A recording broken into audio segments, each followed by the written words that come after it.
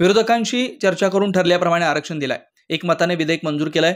शासन अधिसूचनेवर ज्या हरकती आलेल्या त्यावर शहानिशा करूनच अंतिम निर्णय घेतला जाईल असं मुख्यमंत्री म्हणाले। देवेंद्र फडणवीसांच्या काळात दिलेलं आरक्षण कोर्टात का टिकलं नाही यावर वकिलांशी चर्चा करण्यात आली, त्यांचा अभ्यास करण्यात आलाय।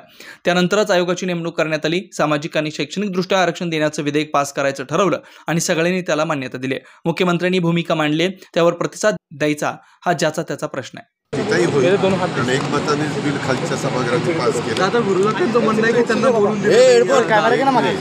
ठरलेलंच होतं की सगळ्यांनी त्याच्या संदर्भामध्ये एकमताने बिल पास करायचं आणि जे ठरल्याप्रमाणे केलेलं आता ते तसं मुद्दा काढतायत मला माहिती नाही। तुम्ही पण बघितलं की एकमताने केलेलं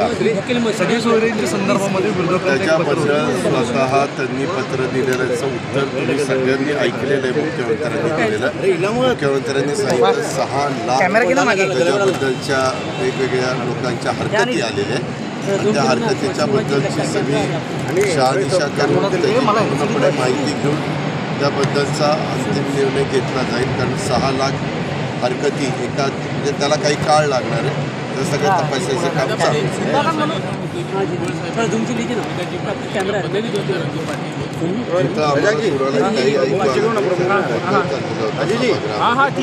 त्या संदर्भामध्ये कधी काय भूमिका मांडली। तर पास झालेलं होतं, सगळं काही झालेलं होतं। त्यांनी पहिल्यांदा शांत असताना एवढंच आमच्या कानावर आलं की माझ्या स्वतःच्या जीविकाला धोका आहे, मला धमक्या येत आहेत, त्यामुळं मला काही बोलायचं। वास्तविक सभागृहातल्या कुठल्याही सदस्यांना जर काही धमक्या येत असेल तर कुणी सहमत असेल तर बोलून घेतात, परंतु नंतर काय बोलायला त्यांनी सुरुवात केली तेव्हा सगळीकडनं गोंधळ सुरू झाला, समोरनं पण गोंधळ सुरू झाला आणि त्या गोंधळातच मग नंतर मला वाटतं सभागृह सदावर्तींनी आता सर्वोच्च न्यायालयात याच्या संदर्भात याचिका दाखल करण्याची भूमिका घेतली। ते म्हणतात की लोकशाहीमध्ये कुणी काय करावं हा संविधानाने आणि घटनेने अधिकार प्रत्येकाला दिलेला आहे। त्या अधिकाराचा वापर करून कुणी काय करावं हा ज्याचा त्याचा प्रश्न आहे। मागे पृथ्वीराज बाबा चव्हाण ज्यावेळेस मुख्यमंत्री असताना जे बिल पास केलेलं होतं ते बिल काही त्याच्यामध्ये त्रुटी राहिल्यामुळं ते टिकलं नाही हायकोर्टात। देवेंद्र फडणवीसांनी पास केलेलं बिल नंतरच्या काळातलं ते हायकोर्टात टिकलं पण सुप्रीम कोर्टात टिकलं नाही। आता हायकोर्टात का टिकलं नाही त्याच्याबद्दलची तज्ज्ञ वकिलांच्याकडनं सगळी माहिती घेण्यात आली, त्यांच्याशी चर्चा करण्यात आली, ॲडव्होकेट जनरलची चर्चा करण्यात आली। त्याच्यानंतर हायकोर्टामध्ये जे नाकारलं गेलं सुप्रीम कोर्टात का नाकारलं त्याचाही सगळा अभ्यास केला आणि त्याचा अभ्यास करूनच मागास आयोगाची नेमणूक करण्यात आली। मागास आयोगाची नेमणूक केल्यानंतर मागास आयोगाने जवळपास 2.5 कोटी लोकांचे म्हणणं त्या ठिकाणी घेतलं, म्हणूनच त्याला थोडा उशीर झाला आणि ते म्हणणं घेऊनच बाबा राजकीयदृष्ट्या नाही पण सामाजिकदृष्ट्या आणि शैक्षणिकदृष्ट्या हे बिल पास करायचं असं ठरवूनच सगळ्यांनी त्याला मान्यता दिली।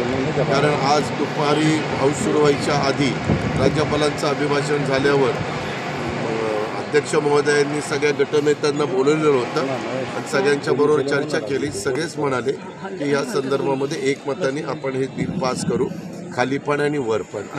फक्त मुख्यमंत्र्यांनी ते बिल मांडायचं होतं म्हणून मुख्यमंत्र्यांनी बिल मांडलं आणि त्यांना जी काही भूमिका त्याच्यामध्ये मांडायची होती ती पण बिलाच्या माध्यमातून त्यांनी सभागृहाच्या समोर आणि सभागृहाच्या मार्फत जनतेच्या समोर ठेवली। तुम्ही जरांगेंना काय अपील कराल, कशा संदर्भात भूमिका कराल? राज्याच्या प्रमुखांनी अपील केलंय की नाही, रेकॉर्डवर आलंय की नाही? राज्याचे प्रमुख 12.5-13 कोटी जनतेचे ते मुख्यमंत्र्यांनी स्वतः अपील केलेलं आहे। आता अपील केल्यानंतर म्हणजे प्रतिसाद द्यायचा नाही द्यायचा त्याचा प्रश्न